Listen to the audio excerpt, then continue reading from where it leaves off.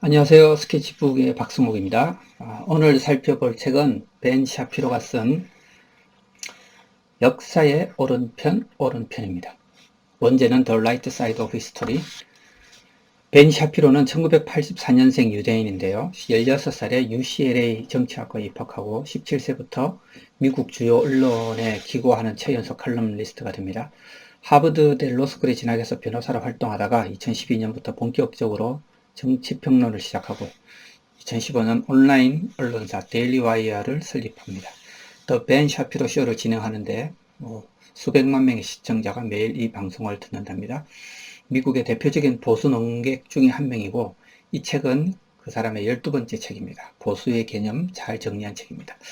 힐러리를 비판해서 민주당원에게도 협박받고 트럼프 비판해서 공화당한테도 손가락질을 받고 그럽니다. 민주당과 공화당, 더불어민주당과 국민의힘 이런 구도 속에서 보수와 진보를 바라보는 것이 아니라 대한민국 건국 이념의 바탕이 된 서구 문명의 발전이라는 다른 주제에 대해서 매크로적 시야를 제공하고 동시에 서구 문명이 흥한 이유, 또 서구 문명이 제시하는 가치관이 무엇인지 생각해 볼 수 있는 기회를 제공합니다. 술술 읽히는 책은 아니지만 충분히 시간을 투자하고도 남을 만한 가치가 있다고 봅니다. 대한민국은 서구 문명의 생기를 불어넣은 원칙들이 오늘날에도 여전히 작동한다는 걸 보여주는 완벽에 가까운 사례입니다. 대한민국이 역동적이고 경쟁력이 있으면서 인권을 강조하는 세계 강국이 되었다는 사실은 서구 가치관이 가지는 힘을 입증하는 동시에 인간 이성의 문화와 유대 기독교적 가치관이 가져다 줄 수 있는 통합성의 위력을 입증하기도 합니다. 대한민국 북쪽으로 눈을 돌리면 서구 문명의 근본 전체를 부정하는 나라가 있습니다. 지옥 같은 공산주의 국가인 북한은 70년이 넘도록 죄악이 가득 찬 한 독재자 가문에 의해서 신음해왔습니다. 대한민국과 북한처럼 극명한 대조를 드러내주는 사례는 지구상 어디에도 없습니다. 그러나 서구 진영에서 자유를 우선하는 사상이 과연 인간의 행복을 유지시켜 줄 수 있는가에 대한 심각한 반론이 제기되고 있습니다.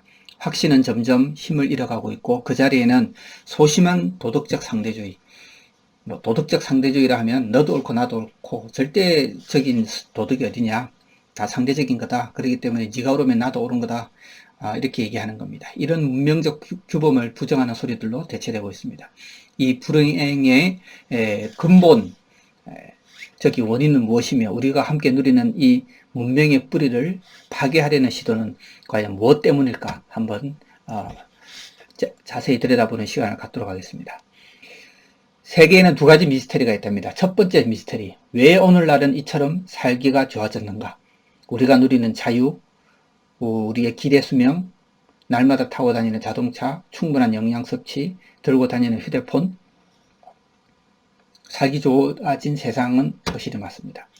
두 번째 미스터리, 이렇게 살기 좋은 세상이 왜 망가지고 있는가?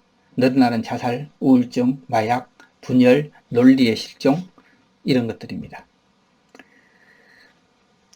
1900년대 유럽의 신생아 사망률, 5세 이내 사망률은 20%를 넘었지만 이제는 약 한 0.5%. 우리는 더 이상 임신과 출산 과정에서 생명의 위협을 느끼지 않아도 되는 시대를 살아갑니다.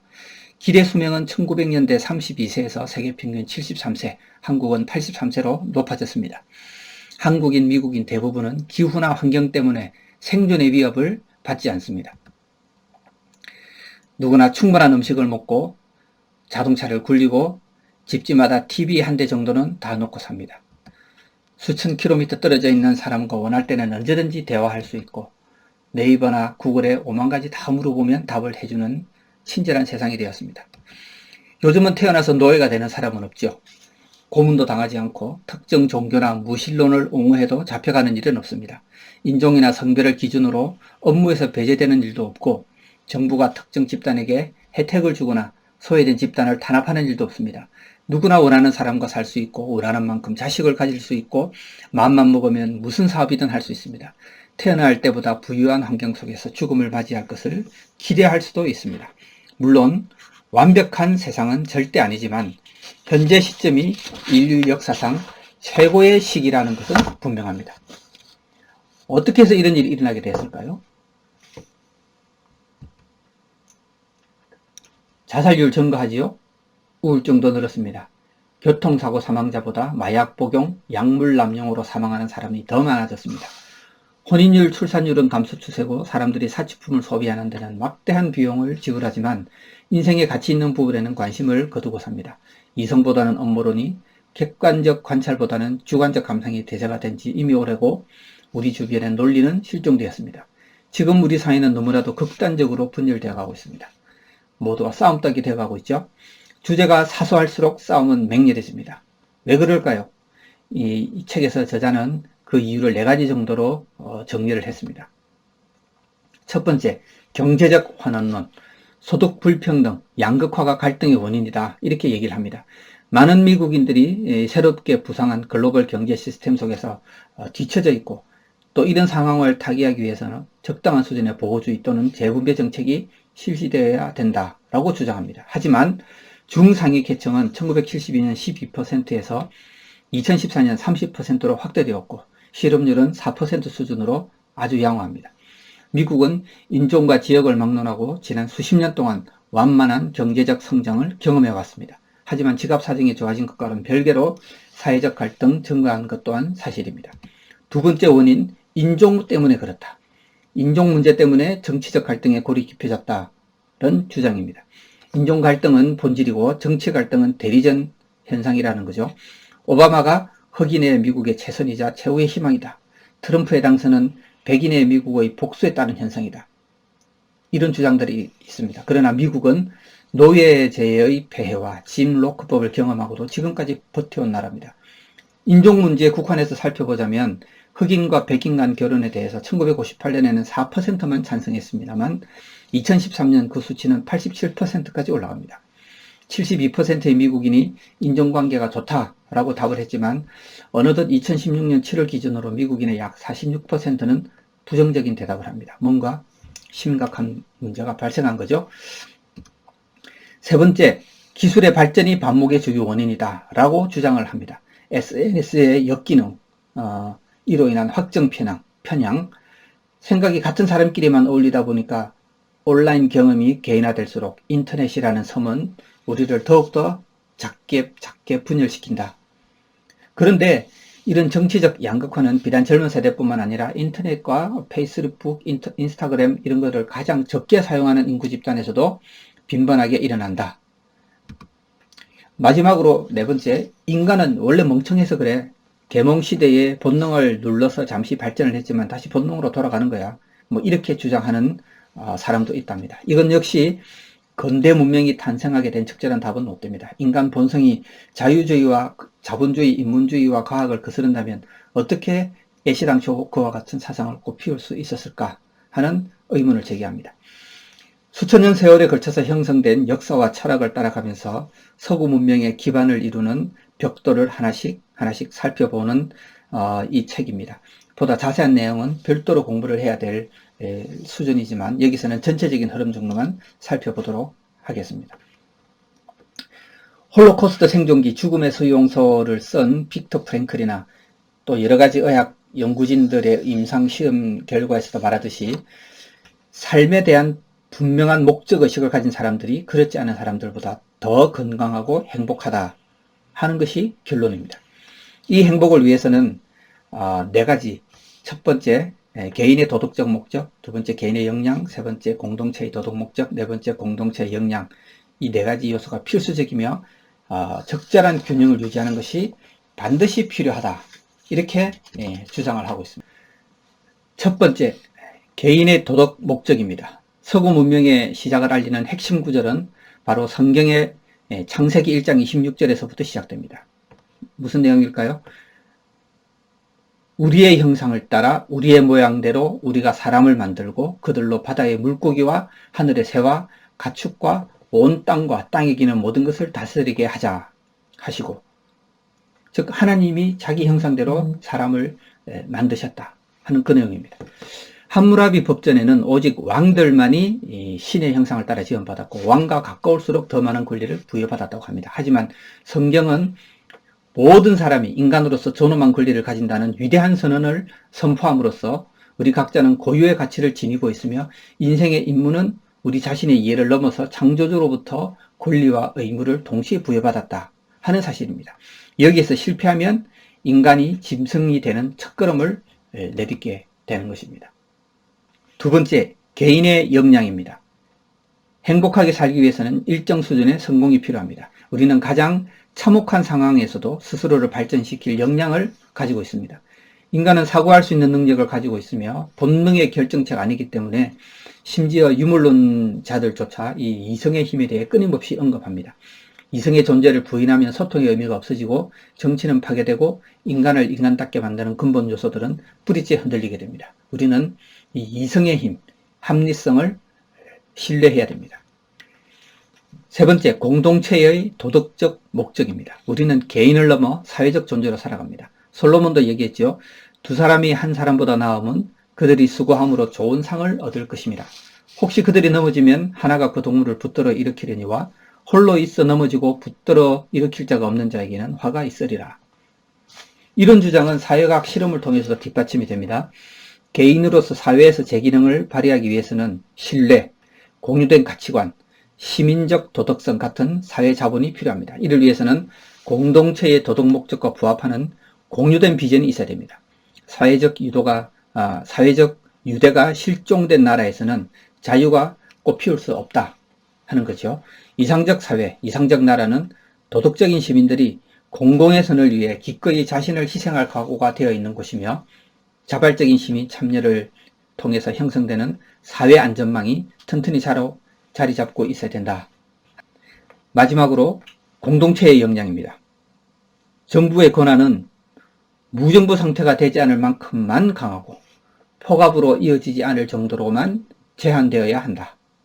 사회기관, 여기서 말하는 사회기관은 교회나 사교단체나 자선단체, 동호회 이런 것을 얘기하는데 이 사회기관은 사회적 안전망을 만들어서 개인이 실패를 경험해도 다시 일어설 수 있도록 하는 것, 그리고 개인이 자유롭게 도전할 수 있도록 동기를 부여해주는 그런 정부 구조가 필요합니다. 어떻게 하면 스스로를 발전시킬까 고민해야지 집단이 가진 힘을 이용해서 개인을 탄압하고 사회를 뜯어고치려고 해서는 절대 안 되는 것입니다. 효율적인 것 같지만 지금껏 나타난 독재정의 대부분이 처음부터 군합발로 시작된 것은 아닙니다. 전체주의는 보다 더 나은 미래를 위한 열렬한 희망이라는 구호와 함께 시작되었습니다. 긍정적 기능은 외부의 위협을 막을 수 있고 개인의 자유를 침해하지 않는 정부 시스템을 구축할 수 있습니다. 그러나 인류 역사상 그러한 기준을 충족시킨 정부는 별로 많지 않습니다. 그래서 이 네 가지 말한 요소에 적절한 균형이 있어야만 개인의 행복이 보장됩니다. 우리는 살아가는 이 사회에서 이 네 가지의 요소들에 대한 인식적 기반이 위에서 세워졌습니다. 예루살렘과 아테네의 정신, 이것이 미국 건국의 아버지들의 지혜와 기질을 만나서 위대한 문명을 탄생시키게 했습니다. 이 문명을 통해서 개인들은 역사상 전례 없는 자유를 누리고 있습니다. 인간은 하나님 형상에 따라 창조되었고 그 인간은 이성을 통해 하나님이 만드신 세계를 탐험하고 연구할 수 있다는 이 두 가지 중요한 원칙 위에서 자유의 개념이 설립됩니다. 두 가지 기반 중 하나는 예루살렘으로부터, 또 하나는 아테네로부터 파생되었습니다. 서구 문명과 개인으로서의 우리를 존재하게 만들었다는 거죠. 유대 기독교적 가치와 고대 그리스 자연법 사상에 기반해서 인권과 평화와 번영이 탄생했습니다. 예루살렘과 아테네는 미국을 건국했고 노예제를 철폐했고 나치와 공산주의를 종식시켰고 수십억의 사람들을 빈곤으로부터 구출해 주었고 수없이 많은 사람들의 삶에 목적을 부여해 주었습니다. 무엇보다 인간을 하나님과 연관시킴으로써 인간의 위치를 격상시켰습니다. 마그나 카르타, 베스트팔렌 조약, 미국 독립선언서, 링컨의 노예 해방 선언문, 마틴 루터 킹 목사님의 버밍엄 감옥으로부터의 편지에 이르기까지 인류가 진보를 경험한 분기점마다 예루살렘과 아테네는 그 사상적 기반을 마련해 주었습니다. 예루살렘과 아테네, 그리고 그 둘 사이의 팽팽한 긴장으로부터 파생되는 효과를 거부한 문명은 먼지가 되어서 역사에서 사라집니다. 옛 소련은 유대 기독교적 가치와 그리스적 자연법을 무시하고 사회정의라는 이름의 집단주의적 유토피아 사상으로 이를 대체하려다가 수천만 명의 인민이 굶어 죽었습니다. 나치 독일도 이를 거부하고 수백만 명을 학살하게 됩니다. 베네수엘라, 지금은 길거리에 돌아다니는 개를 잡아먹는 지경에 이르렀습니다. 이 책은 문명의 기반을 점검하는 작업을 도와줍니다. 플라톤, 아리스토텔레스, 아퀴나스, 케플러 같이 한두 번쯤은 들어본 사람도 있고 그로티우스나 버커나 토마스 페인처럼 잘 모르는 사람도 많이 나옵니다. 100명은 넘습니다. 서구 문명의 기반을 점검하는 데는 턱없이 부족하지만 그래도 많습니다. 수천 년 세월에 걸쳐서 형성된 역사와 철학을 연속적으로 점검해보고 그들의 주장을 살펴볼 수 있는 책입니다. 플라톤이나 키케로나 아리스토텔레스 등 많은 사상가들은 인간 목적의 본질을 발견하는 최선의 길은 현실 자체를 관찰하고 그 배후에 존재하는 근본 시스템을 규명하는 것이다 라는 그런 베이스 위에서 많은 고민을 해왔습니다. 이 고민이 미국의 건국 이념으로 발전해서 독립선언서의 기본 개념을 제공해 주게 됩니다. 고대 자연법 사상과 성경적 가치관의 결합으로 탄생한 미국의 건국 이념은 모든 인간은 평등하게 창조되었으며 창조주로부터 양도할 수 없는 권리, 즉 생명과 재산과 행복을 추구할 권리를 부여받았다 하는 거죠. 현실과 이데아를 동굴의 비유로 풀어 쓴 플라톤, 인생은 도덕적 목적을 충실하게 이행하는 것이라고 한 아리스토텔레스, 세상을 연구하는 목적은 신과 그 질서를 발견하기 위함이라고 한 케플러, 하나님을 대항하는 것은 우상 숭배를 실천하는 길이라고 얘기한 아이작 뉴턴, 기존의 지혜를 완전히 버려야 새로운 지식을 얻을 수 있기 때문에 나는 생각한다, 코로 존재한다, 데카르트, 국가는 덕으로 통치하는 것이 아니다 라고 얘기한 마키아벨리, 최초의 인권 개념을 말한 위고 그르티우스, 인간 이성, 주권, 평등 이론을 정립한 존 로크, 기독교 전통을 부인한 볼테르, 너무 깊지는 않지만 결코 만만치 않은 철학과 사상의 스펙트럼을 짧은 시간 안에 접해볼 수 있습니다. 이 볼테르와 루소의 영향을 받아서 우리가 잘 아는 자유평등 박애를 기치로 내건 프랑스 혁명은 아테네와 예루살렘을 거부하고 목적과 신적 계시를 초월해서 이제는 새로운 세상을 한번 만들어보자 하고 일어선 운동입니다. 구시대의 제약, 정치로부터 영혼으로부터 인간으로부터 자유로부터 종교로부터 한번 프리하게 한번 살아보자. 하지만 자유평등 박애를 주장하며 일어선 혁명은 결국 수많은 생명을 이 단두대 이슬로 사라지게 만든 그야말로 자유롭게 죽이고 평등하게 죽이는 비참한 살육의 현장을 만들어냅니다. 기념할 수 있는 것은 인권선언한 것밖에 없는 반의 반쪽 혁명이 된 거죠. 물론 이 혁명도 나폴레옹이라는 인물이 나타나 다시 원위치시키면서 빛을 발하기도 했고요. 프랑스 혁명은 개인과 국가 간의 경계를 허물면서 프랑스를 병영국가로 만들게 되고, 유럽은 프랑스 모델을 따라서 민족주의로 방향을 선회하게 됩니다. 로마 가톨릭이 쇠퇴하면서 종교적 분열과 종교에 대한 반감, 그리고 권력의 진공 상태를 틈타서 마키아벨리, 홉스, 스피노자, 데이비드 휴ꯝ 같은 사람은 신의 존재를 부인하고 이성만으로 도덕을 추구할 수 있다라고 주장합니다. 마침내 찰스 다윈에 이르러서는 모든 것이 우연이고 자연만이 존재한다라는 주장을 통해서 드디어 고대 그리스 유산으로부터 탈출, 스스로를 짐승의 범주에 포함시키는 일이 벌어집니다. 결국 니체에 와서는 모든 도덕 시스템의 뿌리인 유대 기독교적 가치, 이 유대 기독교적 가치가 인간의 진보를 방해한다. 그래서 이것을 파괴하는 것만이 인간이 해방할 수 있는 유일한 길이다. 이렇게 주장을 합니다. 이 진보라는 개념은 마르크스가 해겔의 그 변증법을 유물론에 적용하면서 탄생한 거죠. 해겔의 역사는 정반합으로 발전한다. 마르크스는 자본주의에서 사회주의에서 공산주의로 가게 되어 있다. 그러나 소련이 붕괴함으로써 이 유물론적 진보사관은 죽었고 이를 낡은 진보라고 부릅니다. 히틀러는 칸트와 해겔 그리고 니체의 영향을 받았고, 스탈린은 마르크스의 영향을 받았고, 그래서 종교를 몰아내고 이성으로 그 빈자리를 채우려고 한 결과 수천만 명의 소중한 목숨을 앗아가는 인류 대참극을 만들어냈습니다. 프로이트는 인간이 이성적이지 않으며 자유의지에 따라 행동하지 않으니까 신경증으로부터 해방되어서 성적 방탕을 누려야 해결이 된다. 이렇게 주장합니다. 윌슨이라는 사람은 과학만이 답이다. 이렇게 주장도 하고요. 마르크스적 좌파 철학의 뿌리를 둔 주장의 요지는 한마디로 인류가 지금까지 쌓아 올린 모든 시스템이 잿더미가 되어야 비로소 인간은 개선될 수 있다. 이게 핵심입니다. 여기에서 성으로부터 예술로부터 노동 전 분야에 걸쳐서 강력한 저항, 내부 시스템 붕괴시키는 것만이 이 사회적 흐름을 소비지상주의에서 파시즘으로 바꿀 수 있는 유일한 길이다. 이렇게 주장을 합니다. 여기에 대해서 마르쿠제라는 사람은 현 체제와 질서가 완전히 파괴되어야 하는데 무엇보다도 억압적인 성관념에서 인간을 해방시켜야 이 문제가 많은 자본주의 체제를 벗어날 수 있다. 이렇게 주장을 합니다. 이 사상은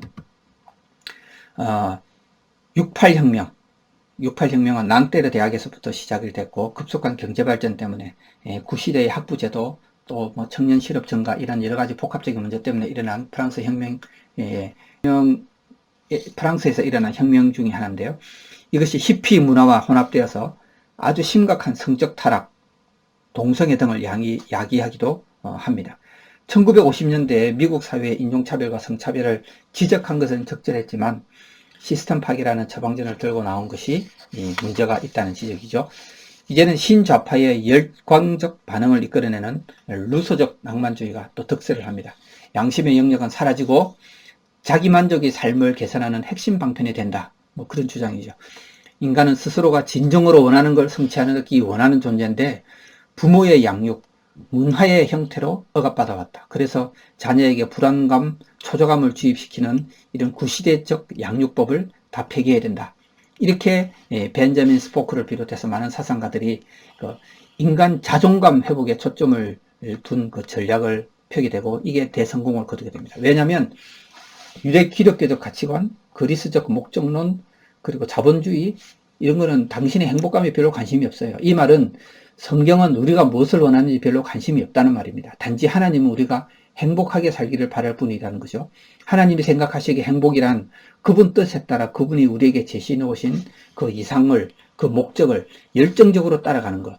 그래서 이런 사상, 즉 나의 자존감 성취를 방해하는 모든 구조적 장애물, 특히 백인, 이성애자, 크리스찬, 남성들이 지금껏 누려온 특권을 모두 내려놓고 흑인, 레즈비언, 무슬림, 여성이 그 특권을 이어받아야 된다라고 주장하는 겁니다.